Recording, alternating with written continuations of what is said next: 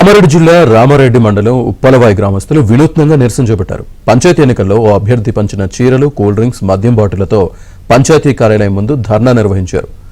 బాబవ్వ అనే మహిళ వార్డు మెంబర్గా పోటీ చేసి ఓడిపోయింది.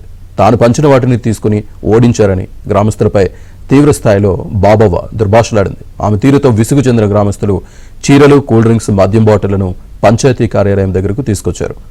బాబవ్వ వస్తే తిరిగి ఇచ్చేస్తామంటూ అక్కడ కూర్చున్నారు. ప్రస్తుతం ఈ వీడియో సోషల్ మీడియాలో వైరల్గా మారింది.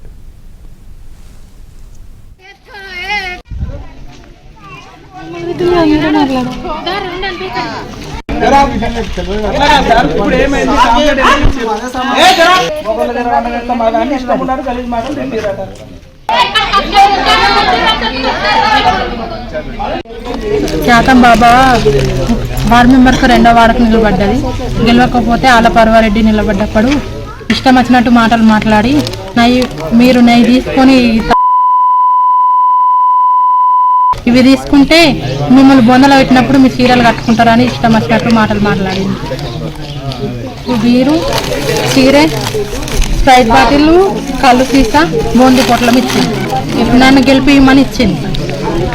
ఇవన్నీ తీసుకొచ్చినాం. మాకు అవసరం లేదు, ఆమె మాటలు మేము పడలేమని వాపస్ ఇస్తాము, ఆమెకి ఇచ్చేస్తామని తీసుకొని వచ్చింది. సెకండ్ వార్డు మొత్తం మంది తీసుకొని వచ్చింది. ఆమె రాలేదు, ఇంకా తీసుకుంటా కావచ్చు, వచ్చినాక ఇచ్చేస్తాం.